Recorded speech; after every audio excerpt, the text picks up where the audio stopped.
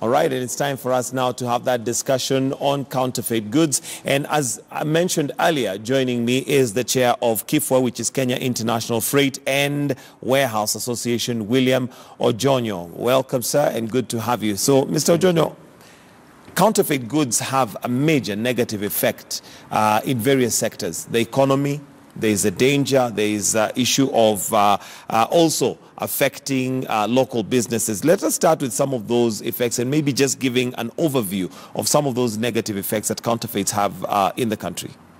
I think, thank you very much. The most important thing that we should realize as a negative effect is the fact that you're getting a replica of what should be original. And every time you are consuming what is not original, then of course there are negative effects. This would include health hazards. This would include having value, not having value for your money. And therefore this includes even loss of revenue. It is estimated that the Revenue Authority loses about $2 billion every year because of counterfeit goods. But again, most importantly, this affects our manufacturing industry locally because then the competition is normally unbalanced where the local industry is under danger. Okay. Yes. Now, counterfeit goods have a tendency to have a very thriving environment. Is that purely because of cost, or what is it that makes them so attractive? And some people even know that they're counterfeit, but they'll still buy them. I think basically it's a bad notion, and I would quantify it to an unfortunate cartel that has no patriotic thinking within them. Clearly, counterfeits are cheaper than the original.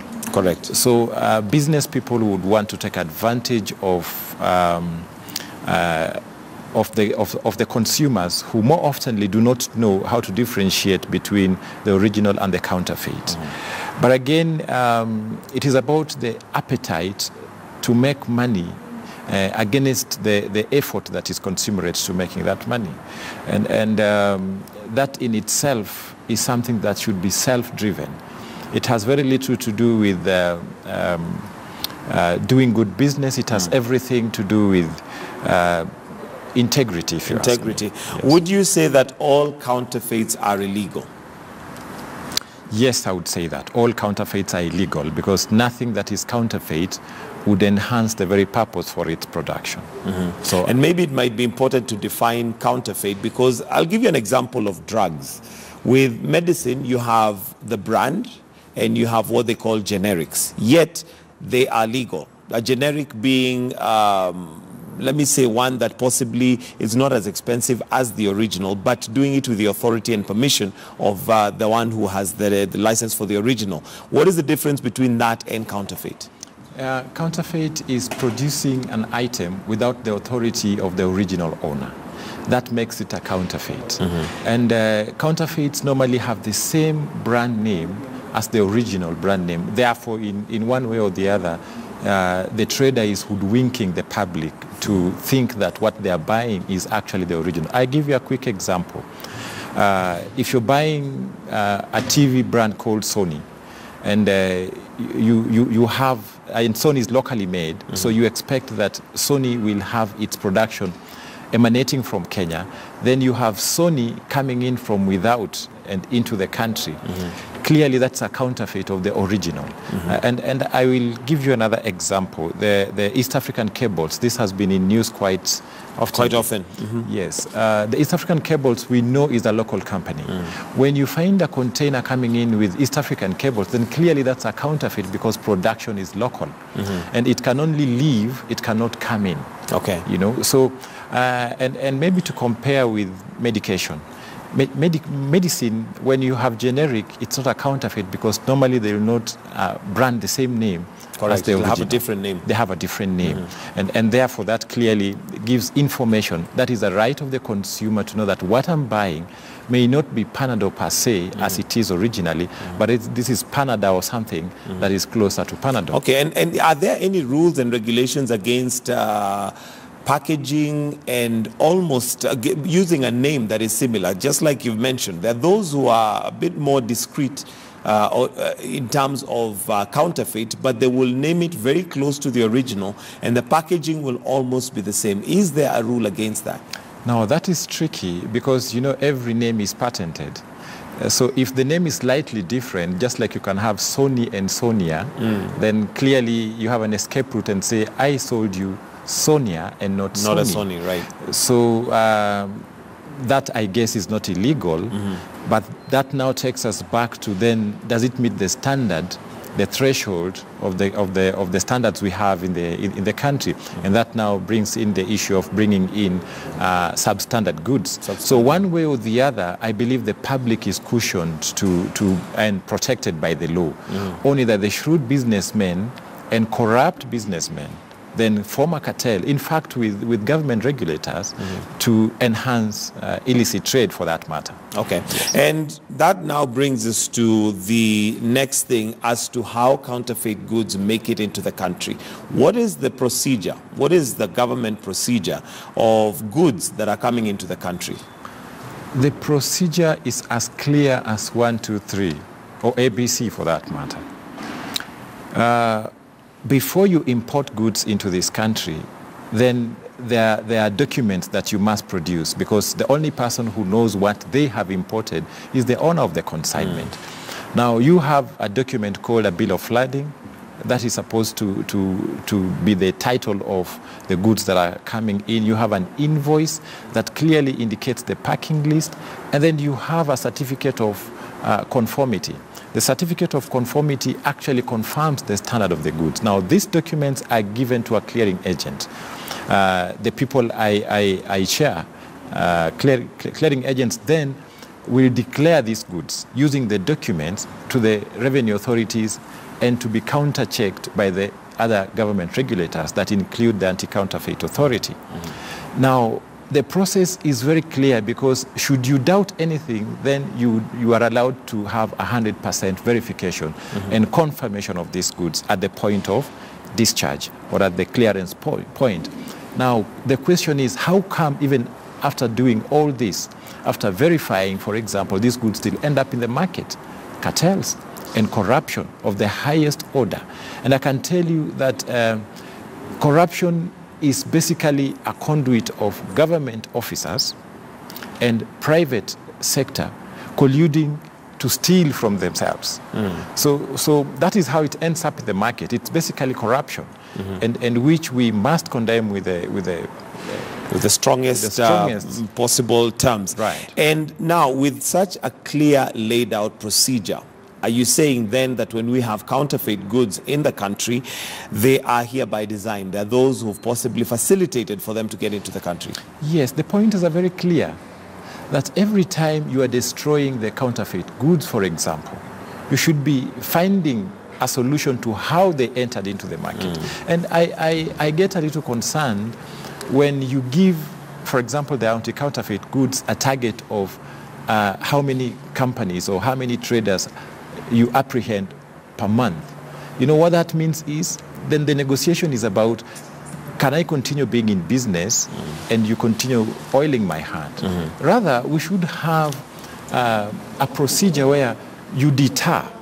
You do not only look at punishment, but you look at deterrence, so that you will be appraised, for example, for the number of companies or traders that you have converted to do the right thing. And secondly, it is very easy to know who keeps bringing counterfeit goods, because these are the same traders, and they use the same channel, and they use the same port, and sometimes they use the same agent. So connecting the two is very easy, or connecting the three is very easy. How come this keeps on going? It is because it's another industry called corruption being enhanced by the very people who are supposed to regulate. All right, let's look at the different players in that particular field and what responsibilities each is supposed to have, because I believe they each have a responsibility, but collectively are supposed to ensure that those checks and balances are done. We have KEBS, we have KRA, we have a Kenya Ports Authority, all basically working together to ensure that goods that come in are verified, are of good standard, meet the standard. Let's start with KEBS. What's the responsibility of KEBS? KEB's responsibility is to ensure that the standards are met, the Kenyan standards, the laid down procedure and the standards are met. And they have partner agencies out there, they have contracted, who do the actual confirmation of the standards before staffing. So their work is made easier because they already know what is coming by virtue of the certificate of conformity. What they do is to do what they should do is a random check. Now the question is, could there be collusion between the agencies and Kenya Bureau of Standards, and therefore do we have an integrity issue even with the people we have contracted out there? That is the question. Now to the next one you say, which is KRA? KRA. KRA are the lead agencies, and actually KRA will not release your goods until they are certain that the right thing has been done. So the buck stops with KRA, and therefore all these questions, in my view, should be at the doorstep of KRA. Is there something wrong with KRA? That's the mother, that's the elephant in the house. Okay. That's the question. But you also have the Kenya Ports Authority. Yes. What role does the Kenya Ports Authority play? And or are they just there to receive whatever comes in? Actually, Kenya Ports Authority have only two roles: to offload from the ship or the vessel and to load on the truck after the end procedure. So theirs, in my view, they're neither here nor there. Okay. Yeah, they're just giving you this facility, and their work is to ensure there's equipment to offload from the ship, have it placed somewhere for the regulators to confirm. Then once they are ready, they are told, can you load it? They take it and load it on the truck, and there it goes. So they're neither here or there in this fight. Okay. But of course, it's their premise, they're the landlords, so we expect them also to be vigilant. To be vigilant. Now, maybe for us to understand as Kenyans, because we are sometimes tempted by virtue of the fact that these goods are cheaper, that sometimes, and if we look at, let's take an example of electronics. When you look at the genuine versus the counterfeit, there is a significant difference in price. But what would you tell Mwananchi? Because the only reason why they end up in the market and end up being sold is because they have consumers. There are people who buy. There are people who are happy to go ahead with that. Some know, some don't. But let's talk to those who know that they're buying counterfeit. What are they doing to the economy? I will tell you two things, Gitonga. One, if you have a Sir Henry's suit or Calvin Klein and somebody gives you a replica of a Calvin Klein, clearly you will look at your pocket. If the original one is 100,000 and the counterfeit is 5,000, you will quickly, if you want to look like the original, buy the counterfeit because you want to look good. Just like if we had a Mercedes that is looking like a Mercedes but not one and cheaper, you'd go for it. So the human appetite naturally is to do that. But what is the government's role in protecting the Mwananchi? It is to make sure the Mwananchi knows that what he is buying is actually value for the actual item branded and the money that is being used. So I would not blame the consumer per se. I want to tell you something, and in my view, this is where the buck stops. If we know that value makes the difference, therefore the purchasing value makes the difference, the WCO came up with what I call the valuation methods. And for you to arrive at a customs value, you're supposed to then demonstrate the actual transaction value. Now, customs in Kenya, in its wisdom, have decided to disregard that and are working with benchmarks. When they're working with benchmarks, they're telling you, whether you have brought a counterfeit or not, we shall charge you the same amount. So what are they doing? They're making the business people have appetite to steal from the consumer. Because whether or not I bring the original, the value is the same because there is something called a benchmark. Correct. This war can only be won when the customs department rediscover that the evaluation methods are actually a way of protecting the consumer. To understand that if you pay more, then you're buying the right thing. If you pay less, you'd better be careful. And that can only happen when we do this as a team. All right. There's also the danger that comes in with, counterfeit goods, especially when it comes to consumables, things that we consume amongst ourselves. And not just consumables. I mean, even with electronics, a counterfeit could explode, for example, whereas an original maybe has gone through a very tight, stringent process of ensuring that it is safe. How do we overcome that, and how do we circumvent that? Because then there is that danger aspect of it. It's not just the price. I agree with you. Yesterday, I will give you an example. A colleague of mine bought a charger, an iPhone charger, and it blew on his face. I mean, the danger would be the house can even blow. It is a danger that we must rediscover how to stop bringing in counterfeit goods, because we have clear standards in Kenya. And these standards, if adhere to the latter, then they are meant to protect our consumer base. They are meant to protect the normal Kenyan who does not have the knowledge, with the naked eyes to know what is original and what is not original. So I think it behoves us as regulators, government regulators, it behoves us as clearing agents, it behoves us as traders to have that integrity to do what is right and protect our own. Because this could happen to your own child, it could happen to your relative, it could happen to anyone. So I think what we need to do is, in fact, in this war on corruption, let's not look up there and down here. Let us look from within. Who is this who is doing it wrong, that is affecting both our economy and may affect even our health? I think that's the route to take. All right, and I'd want us to wind up with solutions. What needs to be done to ensure that counterfeit goods at least are minimized in terms of how they come in? We may not eradicate them completely, but at least especially those that are dangerous, those that come in bulk, that is minimized. I think we should look at eradicating them completely. Then we will be closer home. And how do we do that? Let us rediscover the appraisals. Let us stop, number one, appraising the number of companies apprehended, but rather start awareness program to make both the consumer and the trader know that this is dangerous. And number two, I go back to customs. Stop benchmark issues and let's go to the value, the evaluation methods that insist on actual transaction values, because then we shall have traders who are competing and not having traders who are shrewd and who can work better than others. I will say that you will see that everybody thinks that all these things come through shrewd businessmen only. No, this is a cartel that sometimes begins with a regulator who tells you, bring, I will protect you. And the only way to deal with that is let us have a conversation around this. Okay, and that conversation is one that you're going to be having in a conference that is coming up. Maybe just tell us a little bit about the conference and what the objective is. This conference is coming up at Boma Hotel on the 13th and 14th. That's just Thursday and Friday. And the objective is to bring Kenyans to discuss, to bring the region to discuss the challenges that are now enormous. And this has been occasioned, in fact, by the fact that government regulators have been sitting in a boardroom and we sit with them in the boardroom, but this doesn't change the narrative out there. We've been talking about anti-counterfeit goods for the longest time. We've been talking about the challenges of SGR and ICD for the longest time. We've been talking about corruption in customs, corruption at the port for the longest time.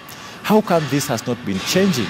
So Kifwa and the private sector have decided to come together and call for this public debate where we shall be discussing and come out with resolutions and present them, in fact, to the presidency and look at then if this can work, what is the next step to ensure that now we actually have tangible, practical solutions to the challenges we have. Okay, and who are the stakeholders that you're expecting in the conference? We expect the private sector. We expect Kenya Shippers Council, Shippers Council of East Africa, the Container Freight station operators, we expect the shipping lines as the private sector, and from government we have even invited the president. We have invited the deputy president, we have invited the CS Transport, CS Trade, we have invited MD Kenya Ports Authority, Commissioner General, Kenya Revenue Authority, the Commissioner Customs, and we are actually even looking at how to bring in experts to take us through what is this that is expert from out there for us to benchmark to become a better citizenry. All right. Yes. Well, thank you very much, William Ojonyo, for joining us this morning. That is William Ojonyo, the chairman for Kifwa Kenya International Freight and Warehouse Association. And that is to do with, well, the conference that's coming up is to talk about counterfeit goods, their negative effects, and more importantly, solutions as to how to get rid of that finally. Thank you very much for joining us.